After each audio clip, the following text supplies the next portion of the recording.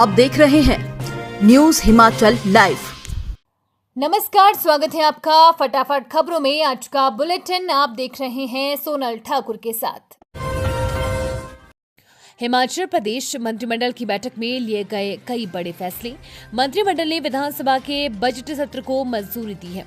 इस दौरान 10 से 28 मार्च तक विधानसभा का बजट सत्र चलेगा। साथ ही मुख्यमंत्री 17 मार्च को हिमाचल का बजट पेश करेंगे।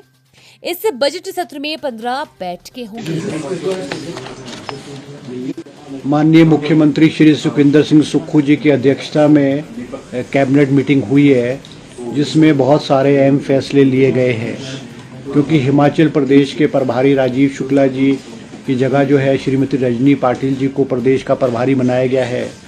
कैबिनेट ने आज ऑन रिकॉर्ड जो है राजीव शुक्ला जी की जो सेवाएं हैं और उनका योगदान है हिमाचल प्रदेश में कांग्रेस पार्टी को लाने के लिए, उसका कैबिनेट ने जो है धन्यवाद किया है और रजनी पाटिल जी का स्वागत किया है और उम्मीद जताई है कि उनके नेतृत्व में जो है कांग्रेस पार्टी हिमाचल प्रदेश में और बेहतरीन तरीके से और शक्तिशाली और मजबूत होगी और उनके नेतृत्व में जो है कांग्रेस की सरकार जो है अच्छा कार्य और जो है आगे बढ़ेगी। इसके अलावा कैबिनेट में आज बहुत सारे निर्णय हुए हैं, जिसमें जो सबसे अहम फैसला हुआ है वो हमारे JOIT का जो मुद्दा है वो बहुत लंबे अरसे से लटका हुआ था, जिसमें हमारे 7 पोस्ट कोड जो है, जिसमें post code stenotypist post code 928 जिसकी 66 पोस्टें थी,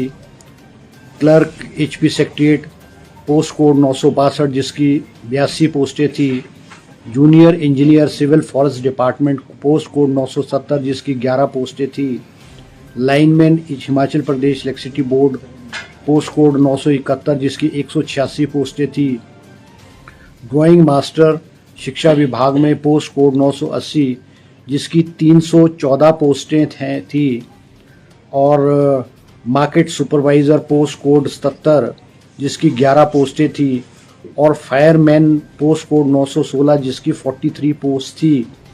ये कुल मिलाकर के जो हमीरपुर सबॉर्डिनेट सर्विस बोर्ड में इन्वेस्टिगेशन के दायरे में जो पोस्टें आ रही थी और बहुत लंबे अरसे से रुकी हुई थी, हमारी जो कैबिनेट सब कमेटी है उसने इन सब को क्लियर करके कैबिनेट को स्वीकृति के लिए भेजा गया है।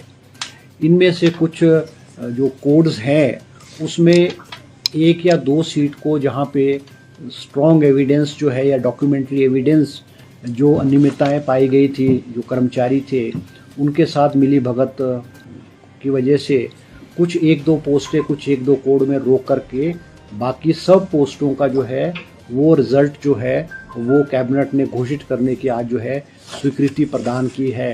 क्योंकि ये बहुत लंबे अरसे से हमारे हिमाचल प्रदेश के ये 7 कैटेगरी के जो लोग थे वो दर दर की ठोकर खा करके जगह जगह जा कर के सरकार से गुहार कर रहे थे। मुख्यमंत्री जी से भी इन्होंने बहुत मांग की, तो कैबिनेट ने आज क्योंकि इनके रिजल्ट्स रिटर्न भी हो गए थे, वर्बल भी हो गए थे, तो कैबिनेट ने आज इसकी स्वीकृति प्रदान जो है 7 पोस्ट कोड जो मैंने जिसका जिक्र किया उसको कैबिनेट ने सैंक्शन किया गया है। इसके अलावा कैबिनेट ने जो है एक सहायक असिस्टेंट सुपर अधीक्षक जो है कारागार जेल एंड प्रिजन डिपार्टमेंट में जो है 1 पोस्ट जो है वो भरने की स्वीकृति प्रदान की है। इसके अलावा पुलिस चौकी संजौली जो कि हमारे शिमला में है और बहुत बड़ा एरिया है, यहाँ पे पुलिस चौकी थी और यहाँ लोगों की मांग थी कि यहाँ इसको चौकी को अपग्रेड करके थाना बना दिया जाए। आज कैबिनेट ने जो है संजौली के पुलिस चौकी को थाना बनाने की जो है स्वीकृति प्रदान की है और इसके लिए जो है वो 14 पोस्टें जो है अलग अलग कैटेगरी की वो कैबिनेट ने जो है आज इसको स्वीकृत की है। कैबिनेट ने इसी के साथ फॉरेंसिक डिपार्टमेंट में 1 पोस्ट जो है फॉरेंसिक असिस्टेंट की जो है वो डायरेक्ट रिक्रूटमेंट के थ्रू स्वीकृति प्रदान की है। इसके अलावा कांगड़ा में IPH जल शक्ति डिवीज़न कांगड़ा में खोलने की जो है कैबिनेट ने स्वीकृति प्रदान की है, क्योंकि ये मुख्यमंत्री जी ने जब उस क्षेत्र के दौरे पे थे, मुख्यमंत्री जी की घोषणा थी आईपीएच का सब डिवीज़न कांगड़ा में, और दूसरा आईपीएच का सब डिवीज़न जो है नैना देवी जिला बिलासपुर के जगत खाना में जो है दूसरा आईपीएच का जल शक्ति का डिवीज़न खोलने की भी आज कैबिनेट ने स्वीकृति प्रदान की है। और भी बहुत पोस्टें जो है योजना विभाग में, प्लानिंग डिपार्टमेंट में 2 पोस्टें जो है एआरओ असिस्टेंट रिसर्च ऑफिसर की, वो है कैबिनेट ने स्वीकृत की है। इसके अलावा जो है संयुक्त निदेशक के पदोन्नति नियम में भी जो है संशोधन करने की कैबिनेट ने प्रदान की है। ट्रेजरी डिपार्टमेंट में ट्रेजरी ऑफिसर के 3 पद जो है सीधी भर्ती से, जो कि पब्लिक सर्विस कमीशन के थ्रू रिक्रूट होंगे, उनकी भी कैबिनेट ने आज स्वीकृति प्रदान की है। क्योंकि हमारे जो एमबीबीएस के जो स्टूडेंट्स थे जो फर्दर स्टडीज़ के लिए शहीदों की चिताओं पर लगेंगे हर बरस मेले, वतन पर मरने वालों का यही बाकी निशान होगा।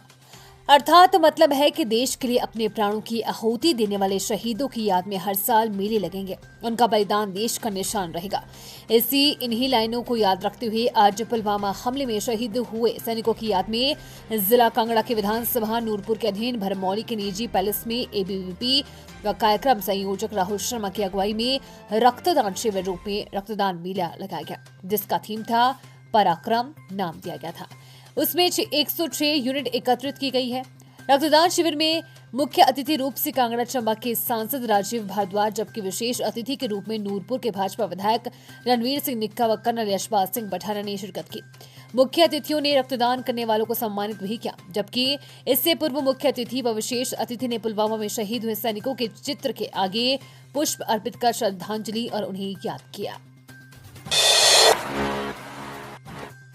स्टेट कबड्डी टीम की सिलेक्शन को लेकर उठे विवाद में अब अजय ठाकुर खुलकर सामने आए हैं। उन्होंने स्टेट की कबड्डी टीम और बाहर किए गए खिलाड़ियों में एक मैच करवाने का चैलेंज एक्सेप्ट किया और कहा कि अगर स्टेट की सिलेक्ट की गई कबड्डी टीम इस मैच को हार जाती है तो वो खेल मंत्री मुख्यमंत्री सुखविंदर सिंह सुक्खू से माफी मांगेंगे। ये मामला प्रमुखता से उठा था, जिसके बाद अब इस पूरे मामले को लेकर अर्जुन अवार्डी और देश के अग्रणी कबड्डी खिलाड़ी रहे पद्मश्री डीएसपी अजय ठाकुर अब सामने आए हैं। उन्होंने अपने फेसबुक पेज से एक वीडियो शेयर करके मैच करवाने का चैलेंज एक्सेप्ट किया है। बता दें कि नालागढ़ के खेल प्रेमियों ने इस बाबत स्टेट की चुनी हुई कबड्डी टीम पर सवाल उठाए थे और अपना पक्ष रखकर काबिल खिलाड़ियों को टीम में जगह न दिए जाने का आरोप जुड़े थे। खेल प्रेमियों के इस आवाज के आगे अब कहीं न कहीं अजय ठाकुर झुकते नजर आ रहे हैं। उन्होंने एक वीडियो शेयर करके मैच करवाने की बात कबूली है। इस बारे में अर्जुन अवार्ड एवं कबड्डी वर्ल्ड विजेता खिलाड़ी अजय ठाकुर ने कहा कि उनके ऊपर पिछले कई दिनों से आरोप लगाए जा रहे हैं कि सिफारिश के तहत कबड्डी फेडरेशन हिमाचल प्रदेश ने खिलाड़ियों का चयन किया है। उन्होंने कहा कि पूरे हिमाचल के 280 खिलाड़ियों के ट्रायल लिए गए थे, जिनमें से 12 खिलाड़ियों का चयन किया गया है और ये वो 12 खिलाड़ी हैं जो अपनी काबिलियत के दम पर सिलेक्ट हुए हैं। उन्होंने कहा कि किसी भी खिलाड़ी का चयन सिफारिश के तहत नहीं किया गया है, सभी अपने दम पर सिलेक्ट हुए हैं। उन्होंने कहा कि लोग सिफारिश का आरोप लगा रहे हैं वो उनके द्वारा जो खिलाड़ी सिलेक्ट में हुई हैं। उन्होंने चैलेंज किया है कि मैच हिमाचल की टीम के साथ लगाया जाए। उन्होंने कहा कि वो इस चैलेंज को एक्सेप्ट करते हैं। जिला किन्नौर के सुगरा पंचायत ने बाबा नगर बाजार में नशा मुक्ति अभियान के तहत जागरूकता रैली का आयोजन किया गया, जिसमें स्थानीय लोगों, युवाओं और सामाजिक संगठनों ने बढ़ चढ़कर भाग लिया।